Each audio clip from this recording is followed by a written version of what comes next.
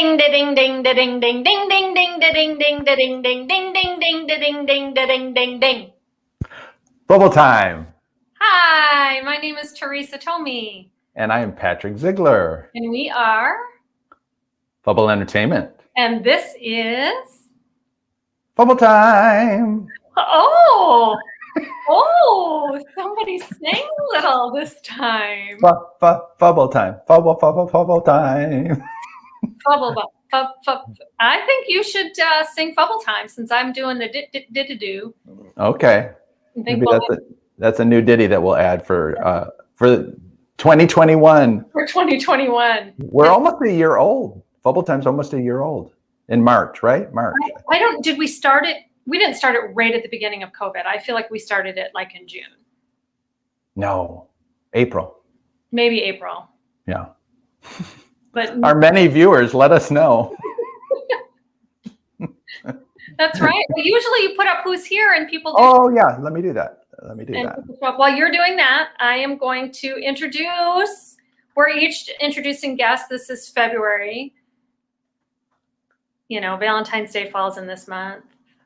We've been doing the theme thing, so we thought, why don't we do creative couples this time? And well, since Patrick and I both happen to be married to two wild and crazy creative guys, in their paths have taken them in and out of their creativity in different ways. So they have similar things. It's so crazy how some of their paths, just oddly aligned. But we'll learn about them. So let me tell you a little bit about my spouse. Should I do it like that? I was gonna say, do it in that voice the whole time. Great. I bet he is there a voice that irritates Fred at all that you do? When I whine. Well, that irritates anybody. There's lots of voices he can do. Oh, we got a thumbs up. We got 2 thumbs up. All right. Scott Bixby and Gary. Oh, yay, fun. All right. Welcome. Fred Stella is a commercial actor who has worked in almost every form of media over the past 40 plus years. This includes radio, TV, stage, film, webcasting, and audiobooks, of which he has narrated or directed more than 150 titles. I think that's old. I think he's done more than that. In 2010, he competed against retired Colonel Colin Powell for the audiobook industry's most prestigious award for narration and Audi of a book on personal development. He would like to note they both lost. He pairs all things media with a more transcendental calling, serving as president of Interfaith Dialogue Association and as Pracharak, or outreach minister of the West Michigan Hindu Temple. He has hosted the program Common Threads on the local NPR affiliate WGBU-FM for more than 20 years. He is a native Detroiter. He has made his Grand Rapids his home for the past 38 years, and he's married to me. And as he has stated here, is the proud papa of 2 adorable little kitties. Aww. That is a bio provided by Fred Stella. Are you going to introduce Mark first and then bring him in? I am, but we have a few people saying hi, which is so fun. Danny Salas is here. My favorite people are assembling right here. Come ye, come ye. Yay. Our favorite genies showed up. Looking forward to the hour. And Dan Glosser says, hey, Patrick. All Yay. Right. Welcome. We hope they like these guys. We do. What's that? We hope they like these guys. We do. I know. I think they do. So Mark started his career as a professional dancer and choreographer and director, including 3-year stint at Disney. He studied under the amazing spiritual luminaries of Michael Bernard Beckwith, Byron Katie, Kay and Katie Hendricks, Lynn Twist, Jack Boland, Marion Williamson, Richard Rohr, and on and on and on. And he sat with gurus in the ashram in India. In 2003, he became an ordained minister at Agape International Center under the direction of Michael Bernard Beckwith. And he started not 1, but 2 churches in one. No, 2 communities, one in Chicago, both in Chicago. 2003, founded the Bodhi Spiritual Center. And then he founded in 2018, Cityside Spiritual Community. He's done many things online. He is currently doing a year-long program on Course in Miracles. And he also is the author of 2 books. Again, two. The 7 Living Words and Thou Shalt Not Suffer. He's an internationally known speaker. He gives keynote presentations all over, especially online, which is amazing. And he's done a lot of coaching, self-help coaching. And he's the proud papa of 2 dogs, Bigsby and Lolly. And he's my husband. So, and Rick Carl is here, so thanks for joining us, Rick. Oh my gosh, how fun. How fun. So without further ado, let's bring these silver foxes on. Silver foxes. Hi, guys. Hello. Hello. Okay, so you guys, what did we leave out from your bios? The only thing I would say is it's kind of funny. We're married, we live together, and yet my wife doesn't have a current bio of me, and that could be my fault. I think that's your fault, because that was the bio you sent me for your role in the Santa hat. So, Uh-oh, here we go. Your fault. Well, it's interesting because I do know that there's some more, like I just threw out the A Course in Miracle thing that you're doing, Mark. So anything else you wanted to add, Mark, that I missed? Well, I too, Fred and I walking the parallel paths, I too am from the Detroit area. Yes, that's right. Yes. That's right. I'm not the heart of Detroit, so he could win on that one, but I'm really close by. Yes. You're a little suburb of Detroit, and Fred's Detroit proper, right? It's Detroit. Detroit is what when people say, if I say, oh, I'm from Detroit, and they'll say, well, what city? Yeah. Because they expect me to say Dearborn or Roseville or Grosse Pointe or something. I go, no, I'm from Detroit. Nice. Proud of it. I'm adjacent. Yeah. And you're Grand Rapids now.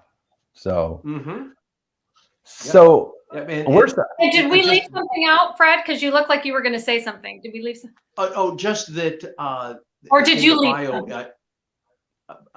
I must have sent you something that I failed to update because I've been here now 40 years as of last summer.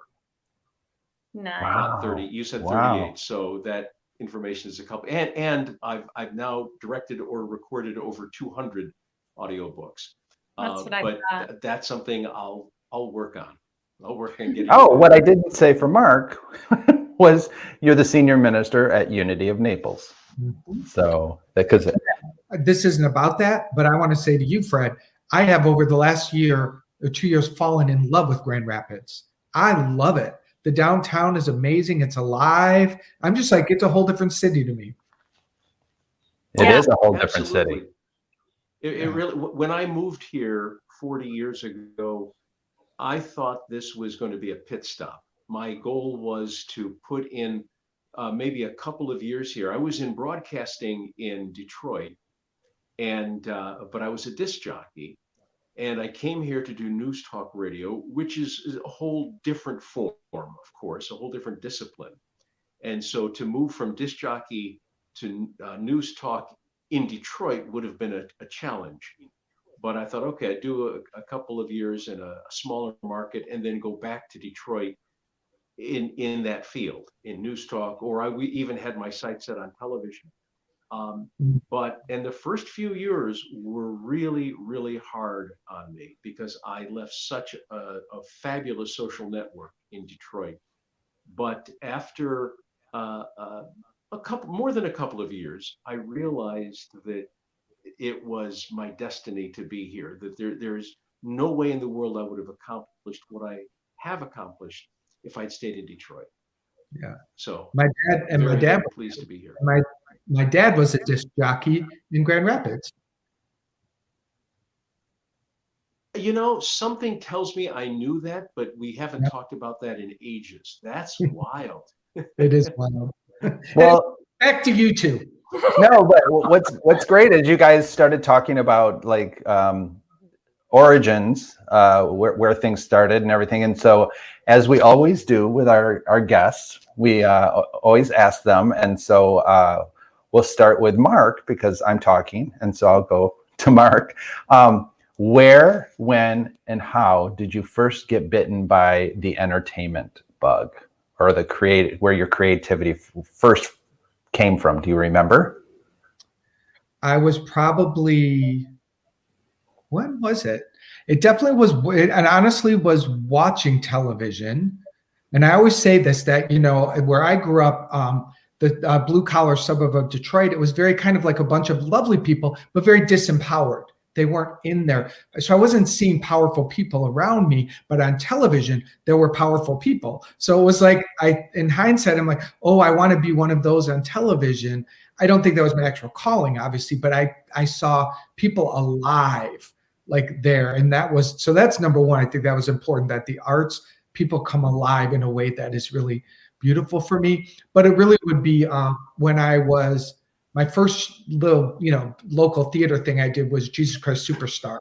And I was 14 years old. I was the youngest person cast in this show. And I was front row dancer the whole time. I didn't even know the dance ability I had, but I knew that dancing on stage was fun. I love that's a long story, but the story about Jamie Lilla and everything. And we're in that show together. But you naturally, I love the story about you dancing at family parties on the table as a kid and your uncle. Yeah. Can you share that? My uncle Richard, he passed away when he was only 36 from a heart attack. But it is a memory that I just shared with some other family members, that, you have little moments from your childhood that are just burned, and then there's a bunch of empty space. But I was probably about 7 years old, and we used to dance at family parties, Thanksgiving, Christmas, Easter, all the holiday gatherings.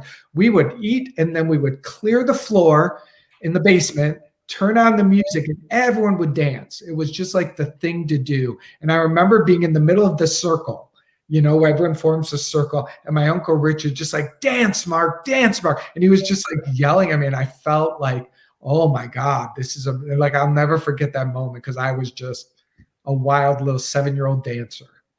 That's so sweet. Isn't that fun? Yeah. And then you discovered even more and more your natural ability to be a dancer, and then eventually a choreographer. And I didn't have a lot of training, you guys.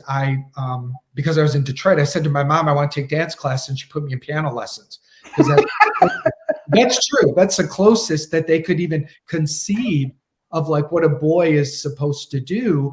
And I had some dance training. I would try to take classes, but then I drop out. And I did it in college. But then when I became this is so interesting, y'all. When I became a dancer and danced in a company, I would lie about my training. I made up a school in Detroit because I was so embarrassed at how little training I had compared to all these other. Isn't that funny? Like, in hindsight, I wish I would have had the gumption to go, I've had a couple years, let's go. But I was so embarrassed that I didn't feel qualified to be in that company with them. I'm curious, Fred, have you ever been embarrassed for not feeling qualified? I'm guessing no. It's my natural state of being. I love that.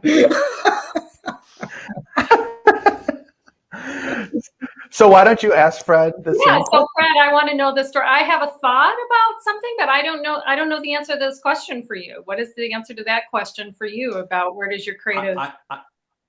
I think growing up watching the Jackie Gleason show, I so wanted to be a June Taylor dancer.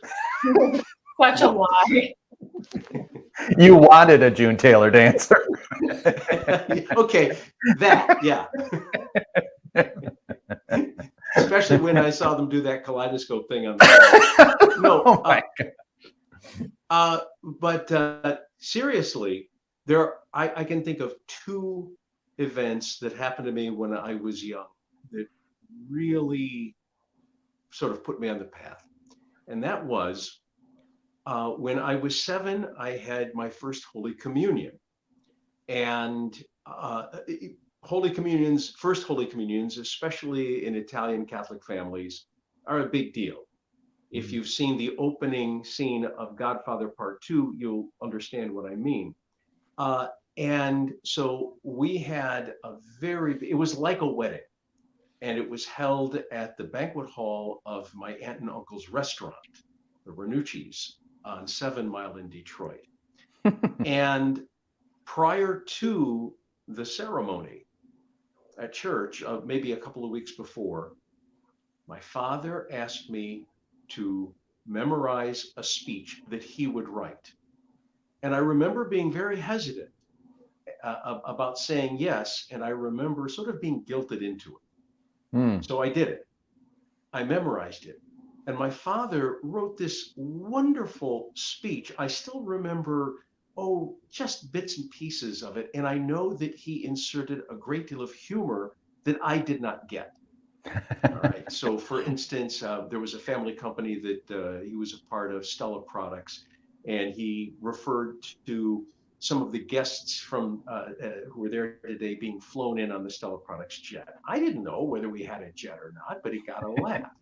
And there were a few other lines in there. I was getting laughs, and I'd never gotten laughs before because I've never been in a situation like that where you might get a bunch of people listening to you, watching you, and then responding with laughs and ultimately applause. That was definitely something that it just turned me on at that moment. And I had no idea at that point, well, what do I do with this? All I knew is that I liked it.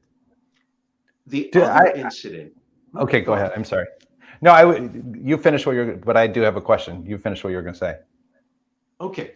Well, I wanted to talk about the other incident. So if you can ask that now if you'd like, or I'll just go right into number two. Tell us that. Okay. Number 2 was, I know it was a younger grade. It might have been 4th grade, 5th grade, something like that. And we were reading from a play. We were just reading a scene from a play. We didn't have the whole script. We just had a couple of pages in our big anthology. And it was a play about the gold rush of 1849. And we were all sitting at our desks. And the teacher would just, after one person did their dialogue, said their lines, then she'd say, okay, Gary, you do the next one, da da da da da.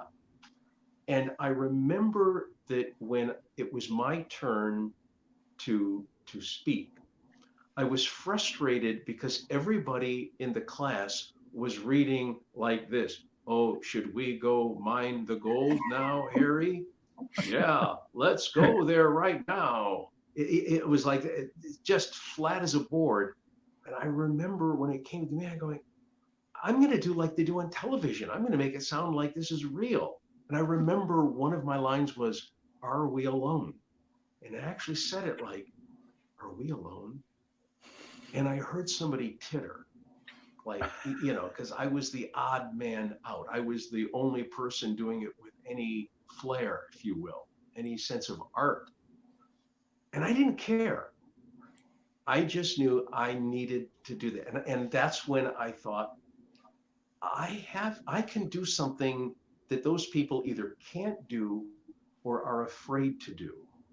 And believe me, I sat on that for a really long time. Nothing came into any sort of fruition until high school when I was in my first play.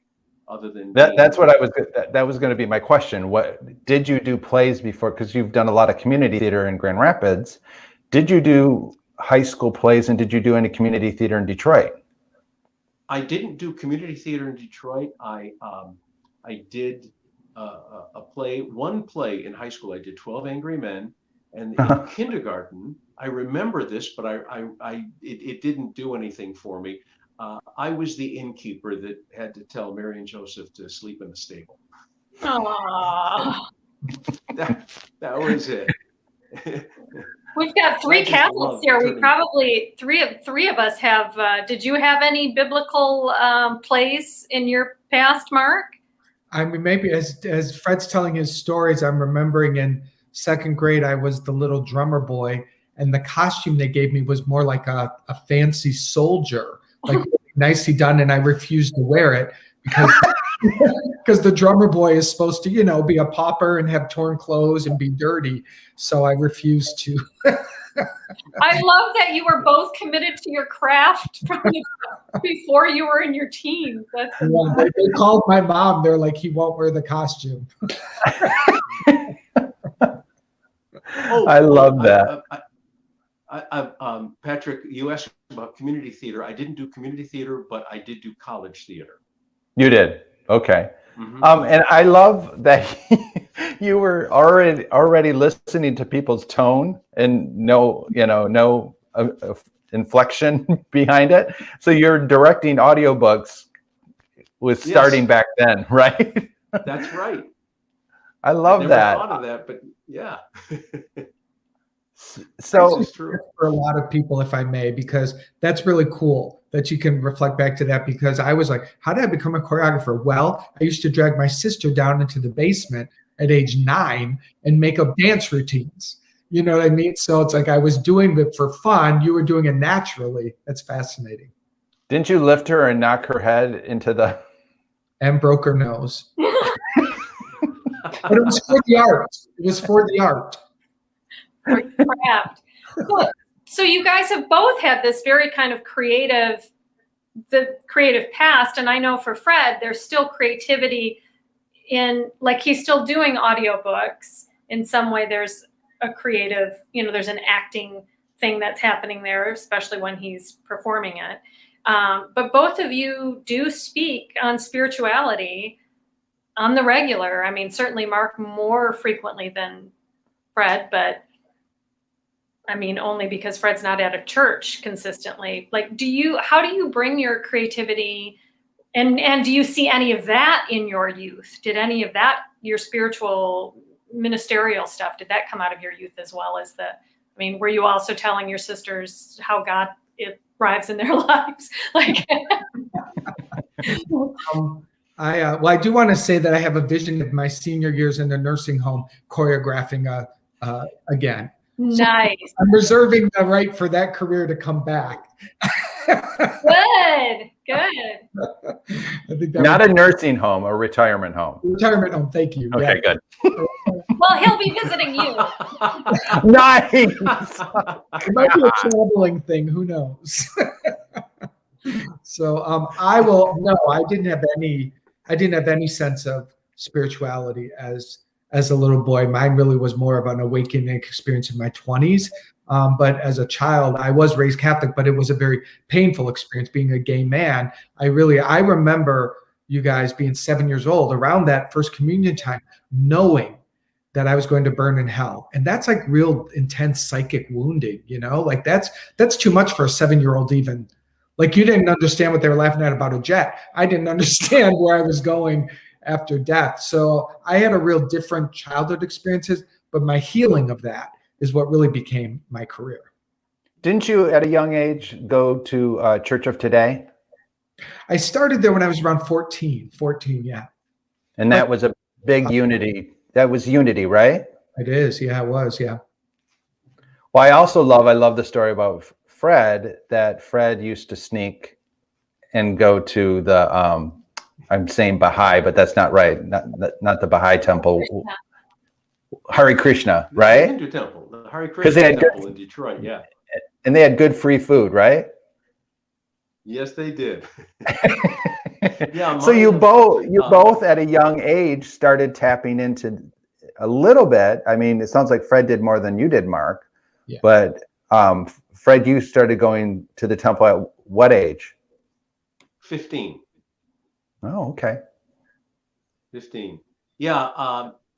I took first of all, my experience with the Catholic Church was not as challenging as Mark's was, or Teresa's, because Teresa could hold forth for a while on those issues.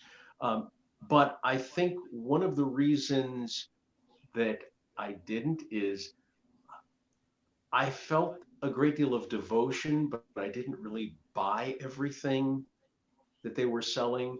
And I had a father who was a good example.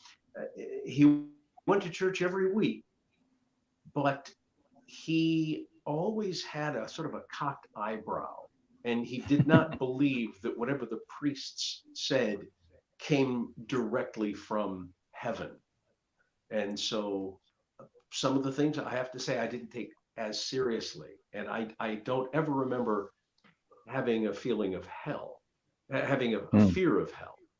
And you know what they say anyway, heaven for the climate, hell for the company. So I just didn't have that fear. However, I did have issues with the doctrine, and so I started experimenting, and that led me to the Krishna Temple in Detroit. I never joined the Hare Krishna movement, but they were sort of an introduction to the greater world of Hinduism for me.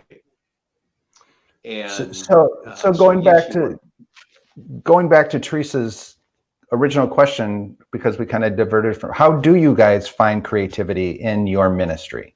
So Mark, we were talking today at Unity about how when you pray, you dance your prayer. What other ways do you find creativity? Because in some form you are on stage, so it kind of fulfills that part of you, right? Yeah, I still I want to watch. I don't watch my videos, but it doesn't feel like I'm dancing as much as people tell me that I'm dancing. I just feel like I'm sort of moving a little bit. So I want to go back and watch that. I think I truly feel like I love Fred's devotion. I just really honor you, Fred Stella, for all, like, we're so different in the way that we, speak about God and the things that we do. But I just think I so honor your style and your depth. For me, I'm just sort of that, like, Denise says our dancing minister. For me, I'm just like that, like, kind of something very creative happens, like, inside of me when I'm speaking, and it just feels like I may as well be on a theater stage, because it feels very improvisational. That's what I feel like I'm doing improv. So if we're live, I don't know what's next. Like, I think I have a plan what's next, but like, that's still, it might happen or it might not happen. So it's just very much like I'm as excited to see where I'm going to go as maybe everyone else sitting in the audience, which is why I really think improv is so amazing for me, because it's present. It's very spiritual. Well, it's so in the moment. It's so in the now moment. And I do love that you do have your notes, and then you you might use a few bullet points of your notes. But I agree with what you're saying, Mark. Fred's devotion is so beautiful. Yeah. And gorgeous. And so for you, Fred, where is your creativity? Teresa, you ask him. Well, it's just the same question. I know where his creativity is. You for it. But I'll see how much aligned we are. It's like the newlywed game. There you go. Okay. Well, first of all, let's remember, where did theater begin in the Western tradition? Greece, Grecian theater. Right. Grecian theater came from religion. It came from the ceremonies of the ancient religion of Greece. So we are a product of that. And I wholeheartedly agree with Mark, and actually we share a great deal of the same style. One thing that hasn't been brought up is, so Mark is currently the minister at a Unity church in Florida, and I have been giving guest sermons at Unity churches here in West Michigan for well over a decade. I can't even remember how long, but somewhere around 10 years, I would guess. There are 3 Unity churches in this area, and I've been to all of them, and one of them is in a suburb, Ada, just outside of Grand Rapids, and at the moment, I'm on their guest list once a month. And so my messages that I deliver there are very similar in that I have a few bullet points, and I improv a lot. And as with Mark, it's not a show. It's got to be much deeper than a show. Yes, of course, I Right. love to make people laugh. I love to touch them emotionally the same way I would touch them emotionally if I were on stage performing a part. Absolutely. But you gotta come with the goods. And I know I've seen Mark enough times to know he comes with the goods. All of a sudden, it's not just entertainment. It's not just being clever. It Right. is really showing them something about themselves, about their shadow, about their light, that makes them go, okay, this is something that can change my life. That this is what I want to bring. So certainly I use, that is one big outlet for my creativity. Another is I've been very, very fortunate in my audiobook profession.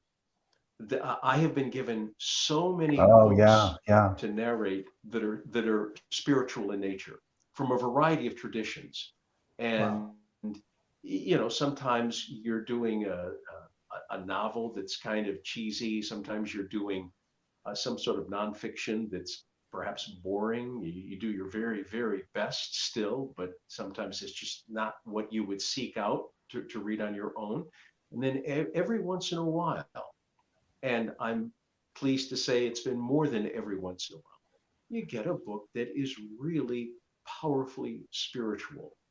And I'm always excited to narrate a book like that.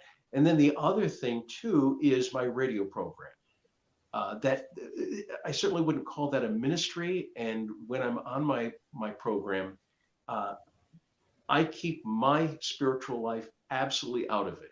Somebody who listens to me, who's listened to me for a decade or more, I would be disappointed if they'd be able to figure out just exactly what I practiced or what I believed, because I keep that part out of it. And that's on WGVU. That's at WGVU.org, correct? Correct. Yeah. Yeah, that WGVU is the local NPR affiliate, and their TV, the local PBS affiliate here in West Michigan. Correct. And then So I have a weekly program. Go ahead.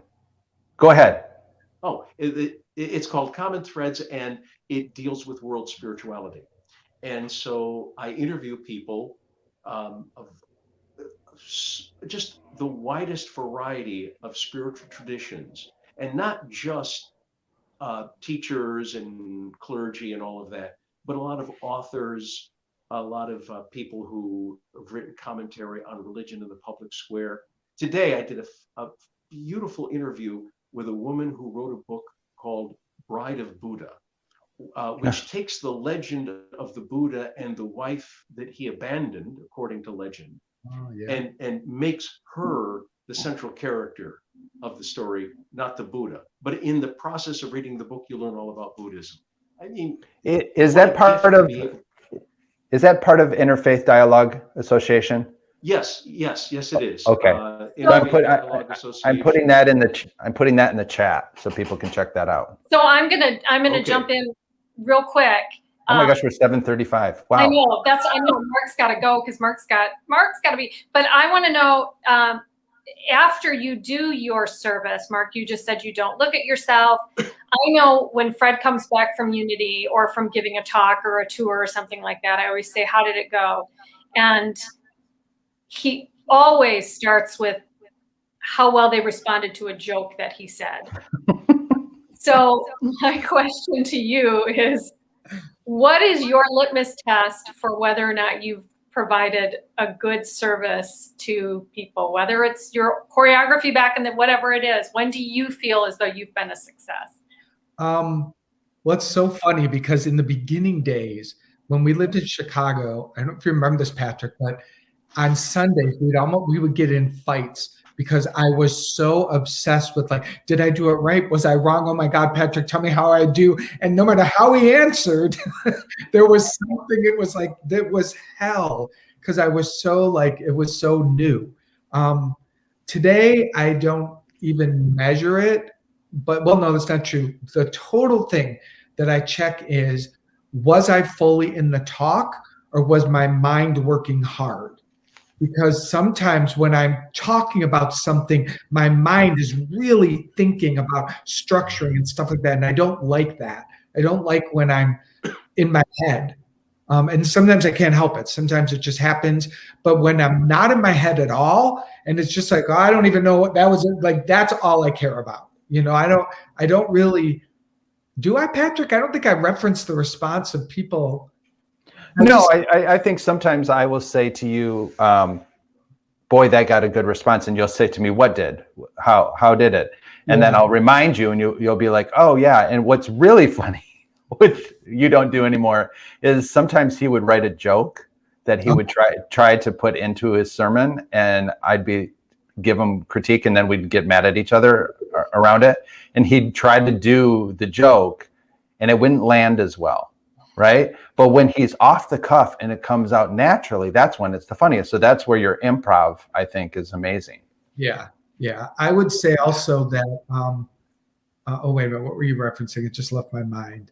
Oh, I know what I say all the time. Like, and this is honestly true because I've been doing it for so many years. I'll walk out and go, yeah, I got to second base. That's fine. Like, my batting average is good. Like, I just feel like less pressure. Like, I know I hit home runs. I get to second base. It's all fine. Yeah. Well, that comes from doing it so much. Yeah. And confidence in doing it. Yeah. Denise says, yes, amazing. And Fred, I don't know, you were kind of chuckling through that. Was there something that struck you as Mark was talking that? Oh, just about everything he said. Yeah, you find yourself in this flow that you really don't think about how well it's going over. It just doesn't really occur to you. You just know that you're having a transcendental moment, and hopefully the people who are listening to you are sharing that a bit. It's interesting because I'm sorry, go ahead. No, go ahead. No, I was just going to say it's interesting because as a performer I've only done one ministerial kind of thing in that more professional kind of way. But as a performer, I'm constantly trying to read the room. Like, you're constantly reading the room, right? Especially in improv, read the room. Do I have them? Do I not have them? So are you saying you don't read the room, or are you saying you do read the room? And I'll jump in real quick and say it's impossible to read the room with all the masks. That's what I'm staring at now. Like, it's just all eyes.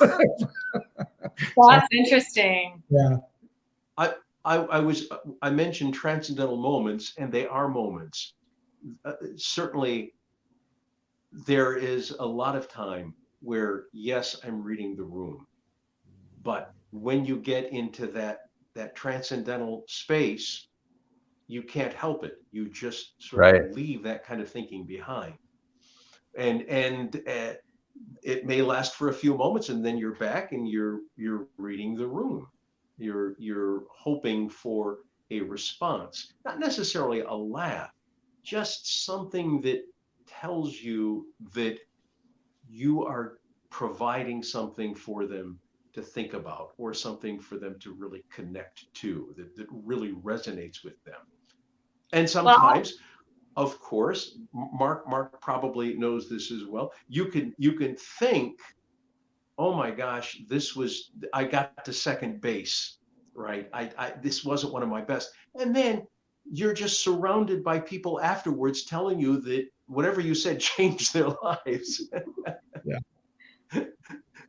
Well, like, absolutely. What did I do? What did I do that I can do again?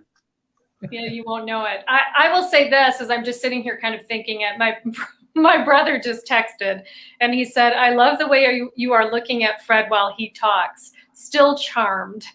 Ah. And I think, but I think part of that is, especially, Patrick and I certainly, we're business partners, we're best friends, we're constantly in communication with each other. And we will certainly say, oh, Fred just did a Mark thing. Mark just did a Fred thing. We definitely see each other, you two and each other, and I'm sure they can see us and each other. But I think one of the things that's so nice and what makes us excited to have you both here today is kind of what my brother just said, is just we both have such a tremendous respect for your gifts, for your however you employ your creativity. It's like Patrick will have an idea for a TV show or a movie or something, because these things just fall out of his head every 5 minutes. And he'll come in and go, Mark just made it so much better. Or I'll give over something to Fred and just say, honey, how did I do? I want his feedback. I want to know how he feels about something I've done or created. So I'm excited that you guys were able to join us here today, because and you say an interesting thing, Teresa, because I get to hear Mark every Sunday, and I've taken classes of Mark, and everybody's like, how is that for you? And I said, for some reason, I can completely separate the relationship to the minister and the teacher. I'm learning and hearing from him. I am marveled by him.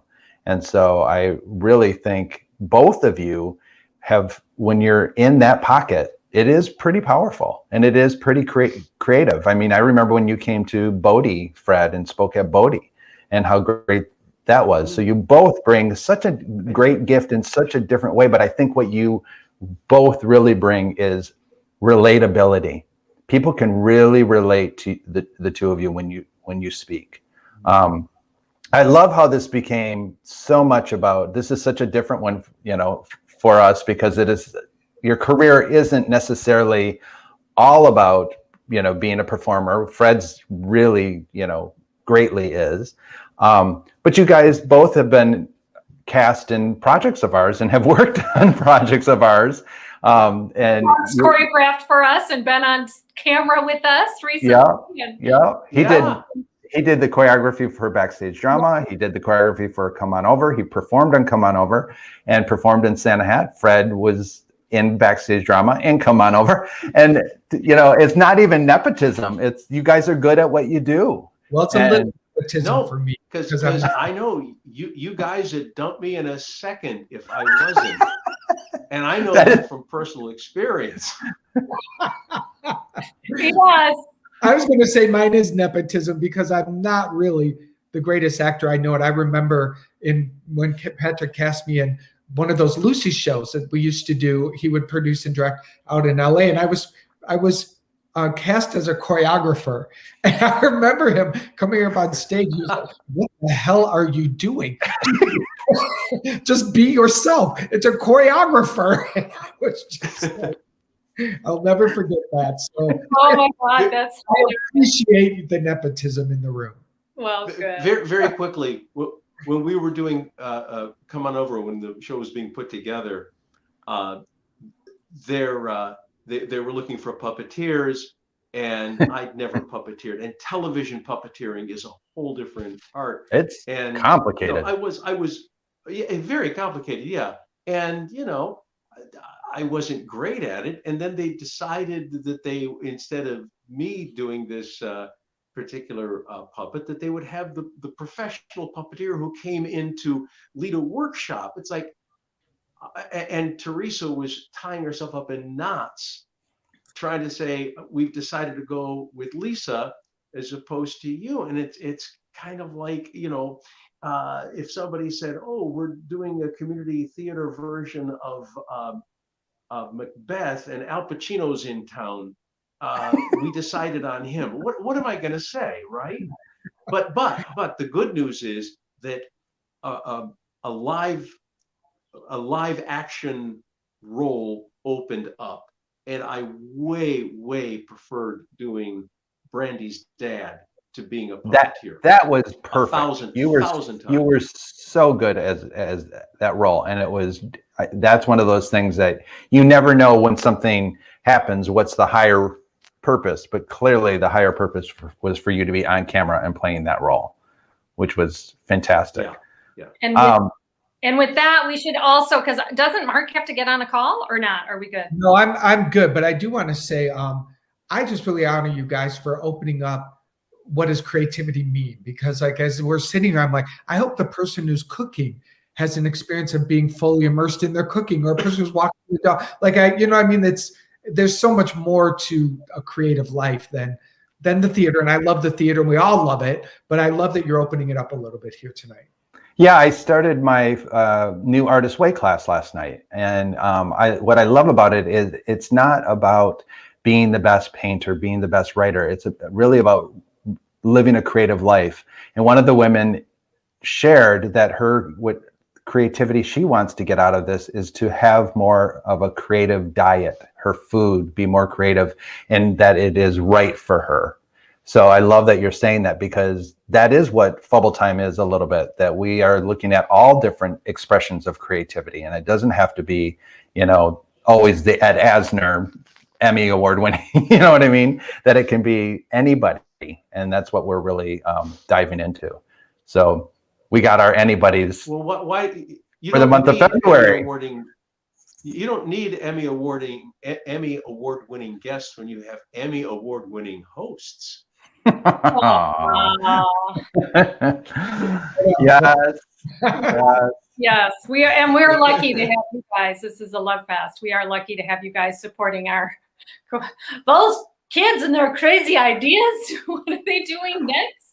Well, and it's interesting that you say that, because I do honor that, because Teresa will say to me, Fred just believes in this project so much. And I'm like, Mark does too. Mark is just like, he sees the Santa hat happening full production, and I saw it on ayahuasca.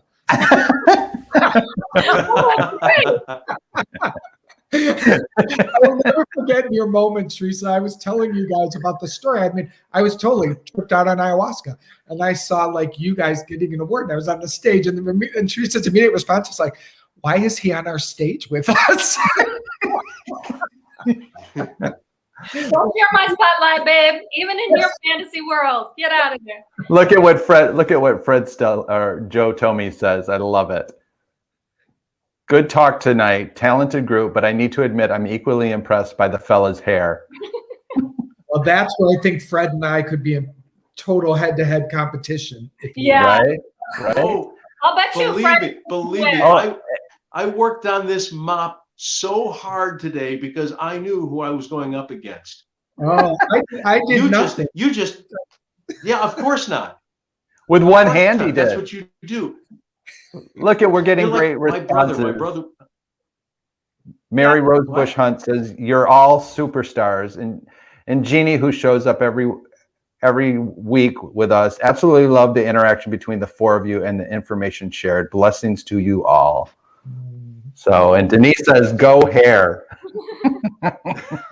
And as we close out, Fred, you have to tell the story really quick. But when I said, do you ever have lack of confidence? I mean, I'm joking, because I did a photo shoot in the past few years, and he was like, how did you like it? And I was like, oh, he's just so self-conscious. I just didn't. He's like, well, they should ask me, because he can be confident, right? He can be a very confident man. But you weren't so confident when you were in your early career, and you've got like a minute to tell this story on when you didn't think your voice was good enough for radio. Oh, okay. Very, very quickly. I was a disc jockey at a soft rock station in Detroit, WMJC, and I did late night. And the person who was preceding me on my station, and the person who did the show, the same show, 7 to midnight, on our major competing station, WNIC. They both had this basso profundo voice that came naturally, what we call in radio the third testicle. And because of that, when I would listen to myself after hearing these two phenomenal voices before me, I would feel like Minnie Mouse, not even Mickey, but Minnie. And I would hear myself talk like this, even though I wasn't talking like that, but that's how I felt. So I would try to artificially lower my voice. And my program director would just go nuts on me. Fred, you have a fine, natural voice. Use what God gave you. Don't do anything stupid like lower it. And I didn't listen to him. I tried to do it. I would, as the record was ending and I was about ready to turn on my mic, I'd be going,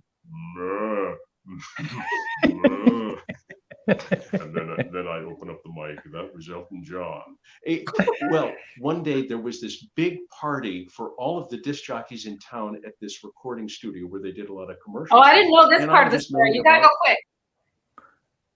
Okay, I was milling about, and then all of a sudden I get a tap on the shoulder, and this basso profundo voice says, "Excuse me, are you Fred Stella?" "Yes, I am." "Hi, Alan Allman, love your show." Alan was the basso profundo on the competing stage. I totally know Alan. Of course you would. Of course you would. He did the love songs every night. Yeah, Pillow Talk. Pillow Talk. Yeah. I was there every night singing along, crying my eyes out. And it comes full circle. All right. Oh, you guys, this was so great.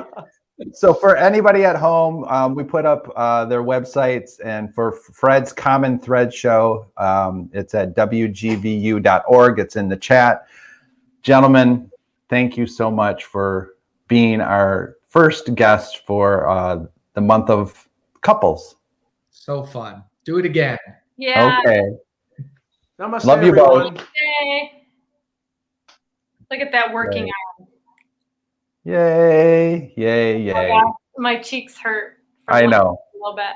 I That's know. nice. It's so nice. All right, so we're working up our lineup for the month, and we'll announce next week who is for next Wednesday, but it's couples month.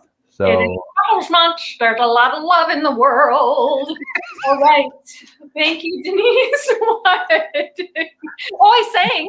just more singing, more singing. All love in the world. I hope your brother's still listening and watching. Oh, no, that pains him more than just about anything in life to hear That's me. what I mean. That's what I mean. Preach All right, everybody. there Thank you for.